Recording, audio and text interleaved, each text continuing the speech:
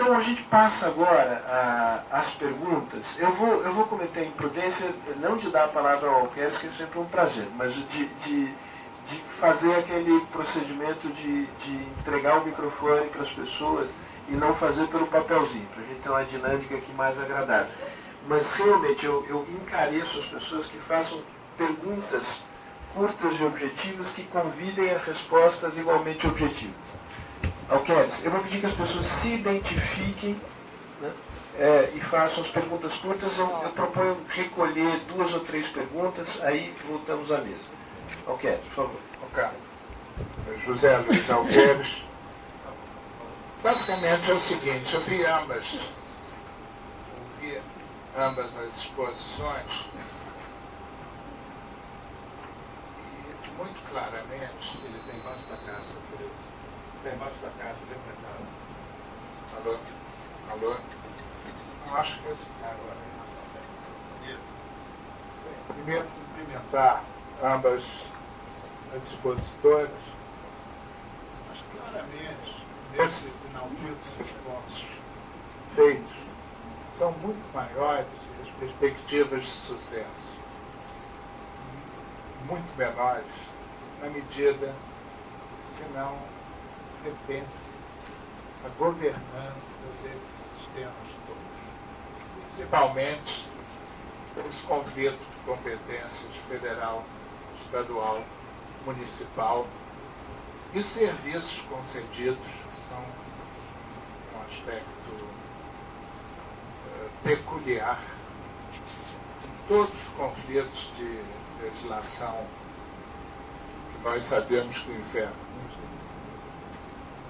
Então, refletindo sobre isso, a Fundação Getúlio Vargas desenvolveu até a meu pedido, dentro de uma abordagem da questão de prevenção de acidentes e que, pensando melhor, não defesa civil, mas de proteção civil, o que nós chamamos o conceito de autoridade transfederativa. Essa autoridade transfederativa, que é objeto aqui do parecer do Joaquim Falcão, do Vitor Costa, da Fundação, é algo derivado, vamos dizer assim, não é derivado, mas análogo ao conceito de autoridade pública olímpica, que permite, trabalhando articuladamente, esses 3 níveis. Porque senão eu não vejo solução.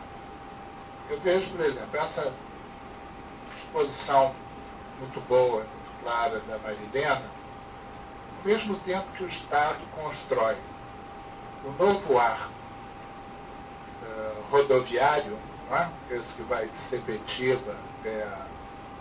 Como é que chama? Não é? Arco rodoviário? É arco metropolitano. Arco metropolitano, está incentivando condomínios ao longo desse arco, que não tem transporte público, vai contribuir para diminuir a densidade ainda mais. O centro da cidade, aqui para onde se mudou, já abrigou 350 mil habitantes, hoje abriga 50 mil, e nós vamos tornar menos densa a cidade e agravar todos os problemas.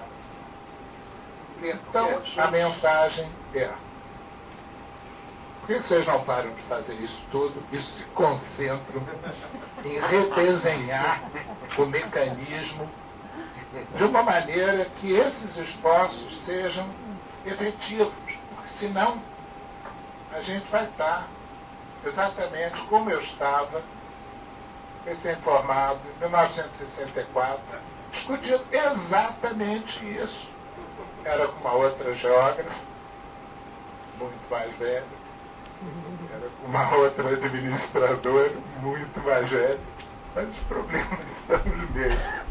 Obrigado, Alqueires. Eu identifiquei aqui 2 pessoas, eu vou me permitir, como eu não sei, vou fazer identificações visuais. O rapaz de camisa roxa que levantou a mão, lá atrás, o rapaz está com o óculos pendurado e o senhor aqui na frente. Vamos recolher mais 2 perguntas e aí voltamos e a gente faz mais uma rodada. Começa pelo o rapaz aqui de camisa Poxa, eu diria. Bordeaux. Boa tarde, eu sou o Wesley, da EMAP. Eu gostaria de fazer uma pergunta para a Estela, referente a São Paulo. O governo tem investido muito em piscinões na cidade de São Paulo para combater a enchente e o transbordamento dos rios. Mas, no meu ver, isso é um pouco prejudicial tanto para a economia quanto para o meio ambiente também. Porque isso acaba que destruir um pouco o espaço que tem no território da cidade, que já não é muito, e isso prejudica também no nível populacional. E os piscinões, além de retirar o espaço geográfico da cidade, não tem uma solução muito efetiva contra o transbordamento dos rios. Eu queria saber se a cidade de São Paulo, então a região metropolitana como um todo, tanto na bacia do Tietê quanto do Rio Pinheiro, se eles têm algum tipo de projeto baseado no mesmo projeto da cidade de Tóquio, que foi a construção de um poço de mais de 150 bilhões de litros d'água, que foi colocado numa área distante da cidade de Tóquio, e que foi gasto no mínimo $1 bilhão. E é muito menos do que a cidade de São Paulo gasta com os piscinões de toda a região. Obrigado. Atrás de você, alguém ajuda o microfone a chegar ali atrás? Eu sou o Breno, da Universidade Federal Rural do Rio de Janeiro, em Seropédica, mas não é sobre Seropédica, não é sobre lixão. Na verdade, é uma pergunta da... Eu pensei que era um aterro. Que foi a professora Debac, né? Mas enquanto cidadão, não como pesquisador, não como professor da universidade, mas é uma coisa que me intriga muito, e como eu sei que a senhora foi secretária municipal de meio ambiente, talvez faça coerente a pergunta. Eu, enquanto cidadão, percebo sempre que a coleta de lixo, daquele lixo especial, que é de baterias, pilhas, ela não é feita da maneira correta. Em frente à minha casa tem um desses clientes, e as pessoas jogam qualquer tipo de lixo, e na hora da coleta eu já percebi que as pessoas que coletam não coletam da maneira correta. Isso foi verificado, existe alguma solução de treinamento dos garis ou de conscientização da população para que jogue corretamente somente pilhas e baterias nesses recipientes? É basicamente essa pergunta. Vamos pegar mais uma pergunta e voltamos. Então, o senhor aqui já estava inscrito, estou vendo que você... Boa noite. Alberto Strozenberg.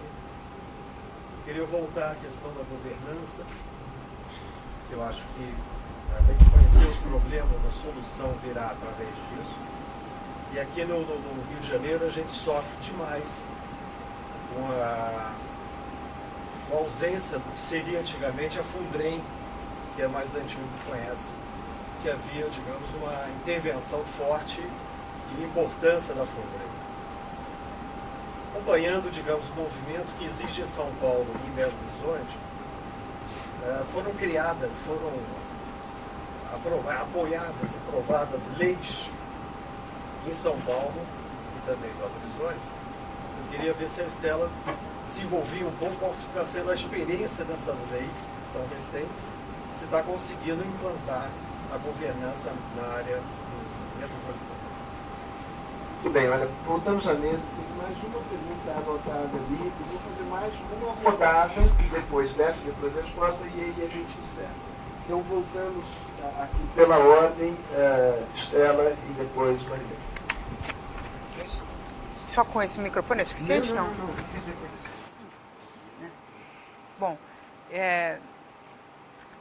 tem duas perguntas que são muito correlatas, que são a respeito de governança e depois a questão da drenagem. Então, primeiro, falando sobre drenagem.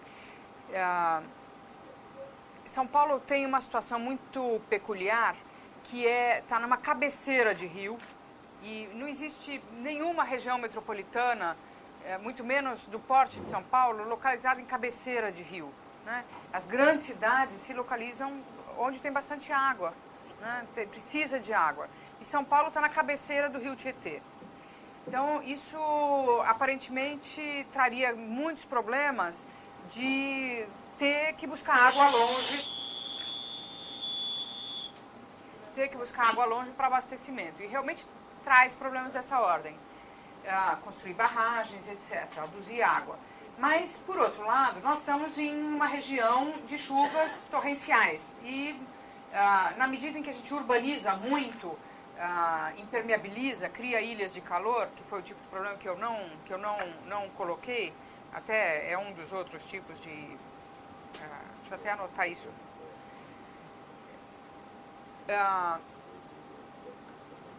A gente tem chuvas, a gente tem mais e mais chuvas de tipo torrencial, né? É um problema de regiões super impermeabilizadas e com densidade de ocupação.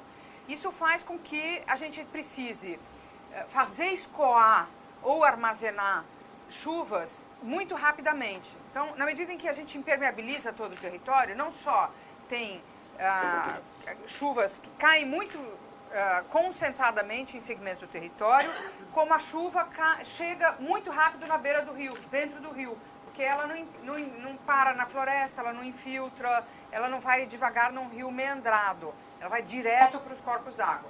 Então isso significa, e vai para a várzea, só que a várzea a gente também ocupou, então ela vai sair da várzea. Isso significa que a gente tem que fazer a água ir mais rápido e segurar ela mais para montante. Para segurar para montante, uma das hipóteses são os tais dos piscinões, que realmente, do ponto de vista urbanístico, são um desastre. Tem um que não é um desastre porque ele é subterrâneo.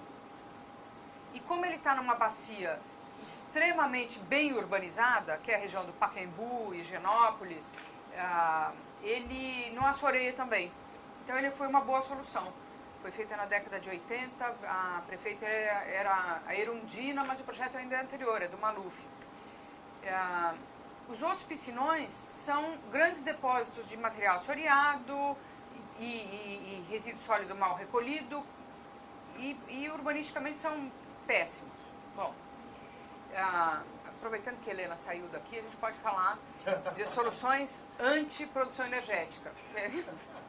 Não, na verdade é brincadeira minha com ela, tem liberdade para isso. É o seguinte, hoje a gente está discutindo o que eu estou chamando de novos paradigmas para a gestão da drenagem urbana na região metropolitana de São Paulo, né? E o governo de São Paulo acaba de decidir uma coisa muito interessante, ia construir 13 piscinões na Zona Leste. Ao invés disso, vai fazer um desassoreamento total e criar eclusas na barragem da Penha. Quem conhece São Paulo é o seguinte, é no Rio Tietê, quando você está saindo da cidade e indo pegar o aeroporto internacional de Guarulhos, à esquerda tem o Rio Tietê e tem lá uma grande área do parque ecológico do Tietê e uma barragem completamente assoreada. Aquilo é um piscinão natural, quer dizer, é um grande reservatório de água que não precisa ir Tietê abaixo na região completamente urbanizada. Mas essa é uma decisão que tomou muito tempo para ser tomada. Começa então a se ter outras compreensões a respeito da drenagem urbana. Radicalizando isso, nós estamos discutindo agora um hidroanel, que é a solução mais abrangente e que permite uso múltiplo e combate às enchentes sem piscinões. Então, isso está sendo encaminhado, é bastante interessante. Quanto à solução de Tóquio, nós temos um problema com relação a ela. Nós estamos a 700 metros de altura com relação ao mar, então não vai dar para poder fazer um porto, tá bom? Então, isso é uma questão complicada para São Paulo. Governança.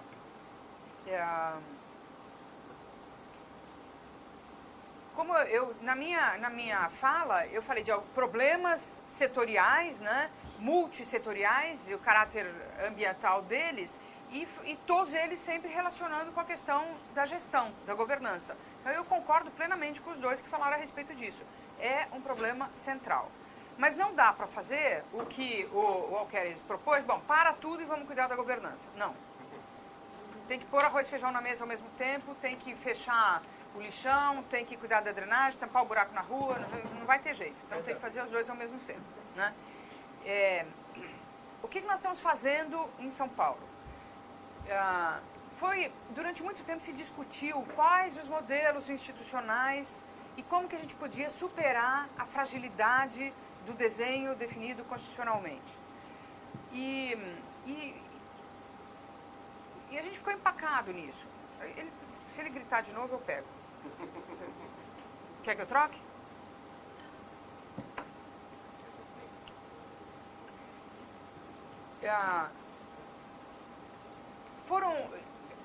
Sem mexer no desenho constitucional, dá para fazer muitíssima coisa. Né?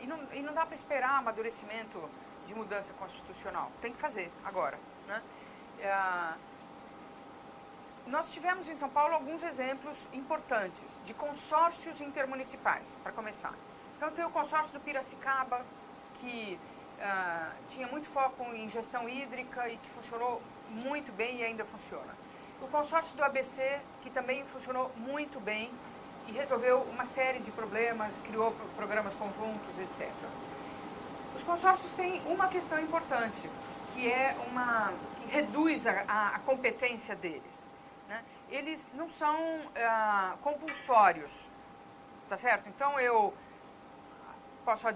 prefeitura, posso aderir, se eu quiser, ao consórcio, e o que for pactuado lá eu faço se eu quiser. Né?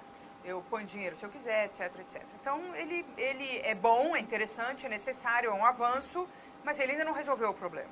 Né? E aí, como diz ela aqui para o Rio de Janeiro, eu tenho que convencer o prefeito de que ele não vai ter lixão?